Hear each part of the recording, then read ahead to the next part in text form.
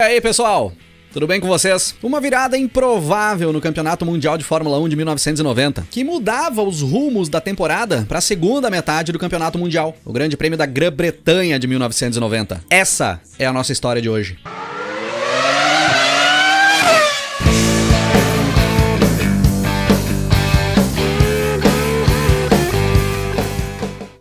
O Grande Prêmio da Grã-Bretanha de 1990 era a 8ª etapa do Campeonato Mundial, com data marcada para o dia 15 de julho, no circuito de Silverstone. Chegávamos ali exatamente na metade da temporada. Uma temporada onde nós tínhamos uma disputa entre o brasileiro Ayrton Senna, da McLaren, e o francês Alain Prost, da Ferrari, pelo título mundial. Era uma sequência daquela rivalidade ferrenha que tinha se criado no decorrer da temporada de 1989 e tinha chegado ao ápice ali no final de 1989, com os dois se enroscando na pista no Grande Prêmio do Japão, na decisão do título mundial da temporada e o encerramento definitivo de qualquer boa relação que um tinha com o outro. Chegando ali na metade da temporada de 1990, o Senna era o líder do campeonato mundial. O brasileiro tinha 35 pontos conquistados e ele vinha liderando desde o início da temporada. Só que o Prost começava a chegar. Ele estava somente a 3 pontos do brasileiro. O francês tinha 32 pontos conquistados. Tinha conseguido descontar bastante a diferença que o Senna tinha abrido para ele ali nas primeiras etapas, onde dava pinta de que o brasileiro iria abrir vantagem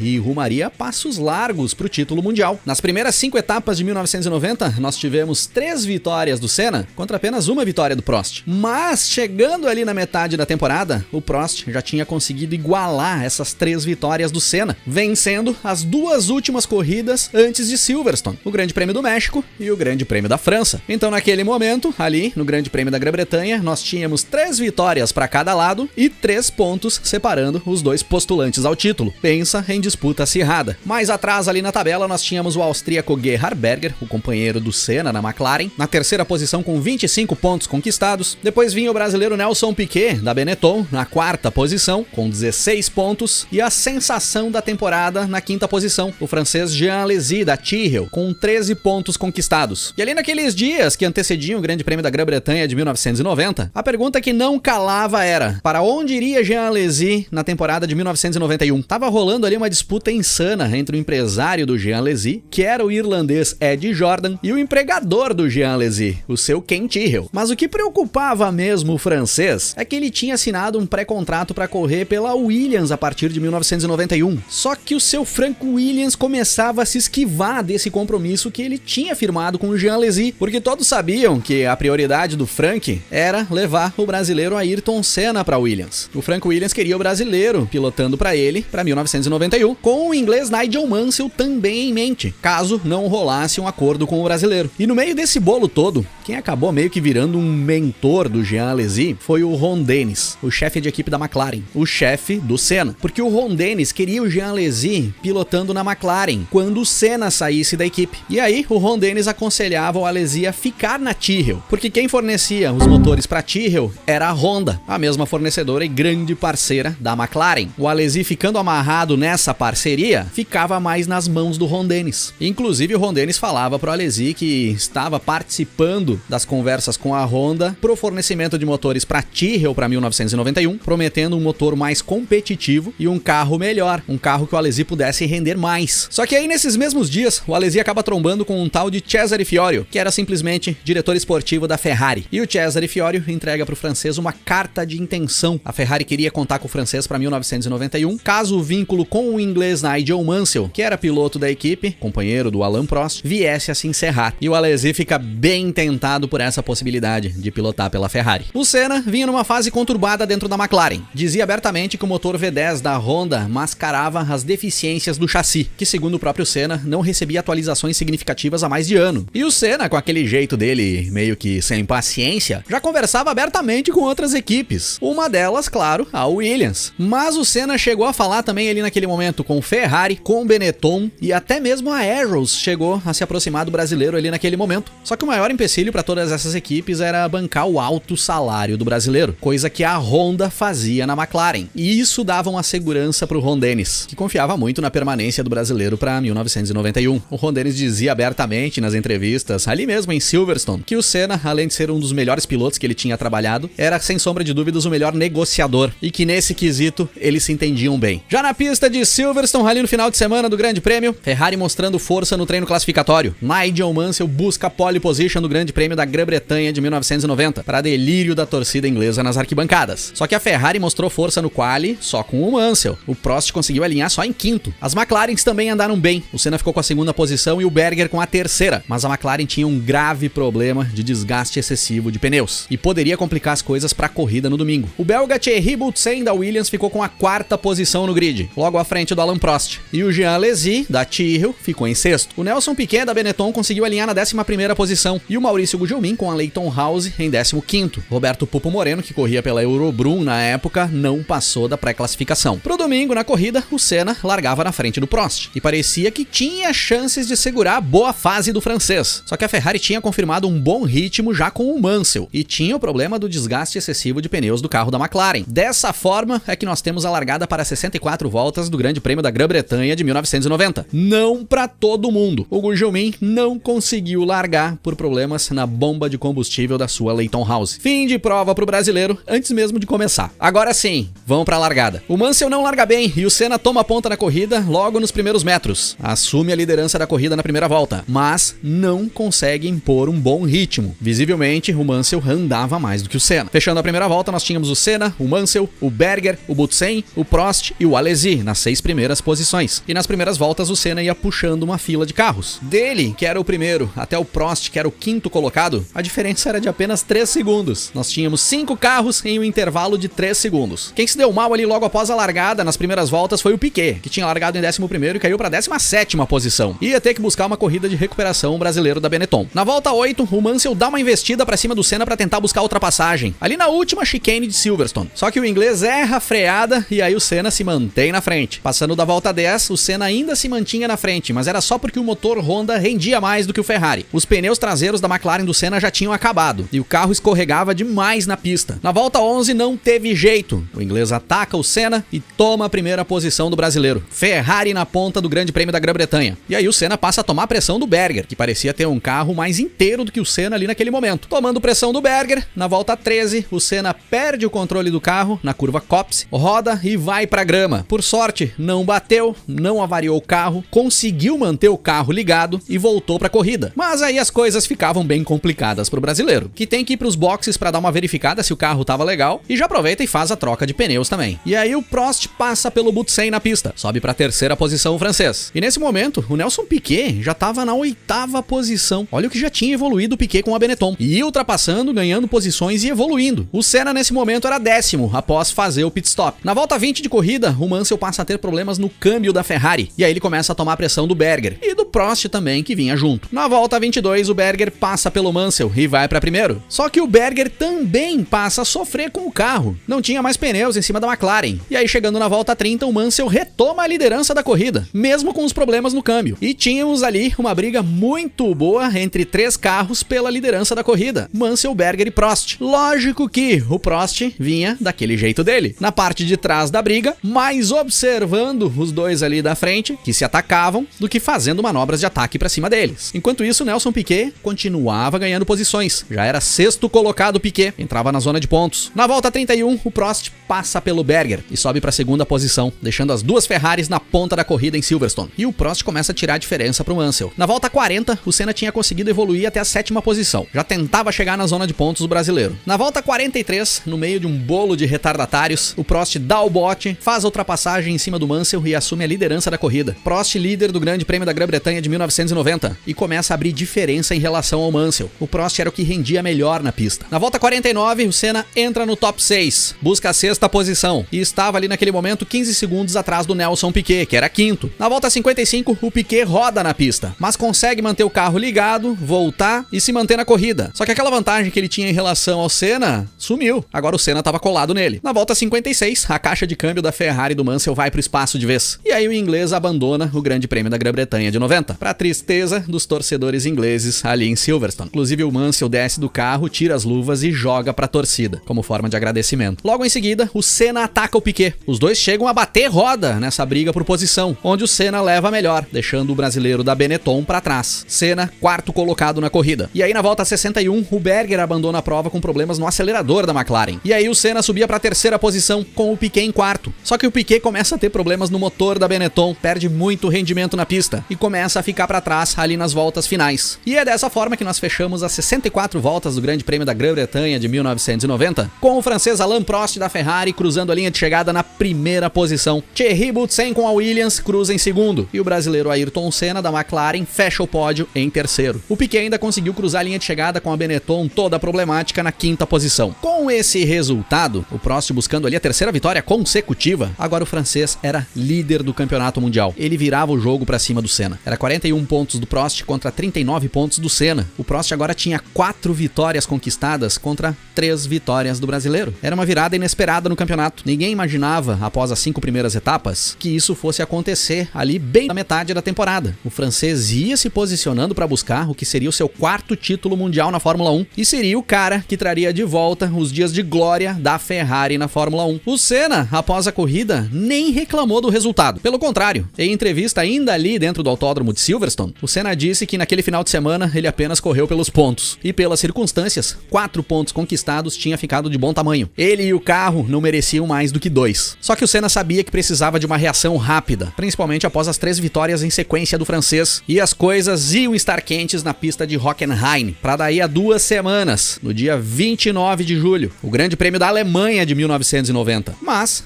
aí é assunto para outro episódio aqui do canal.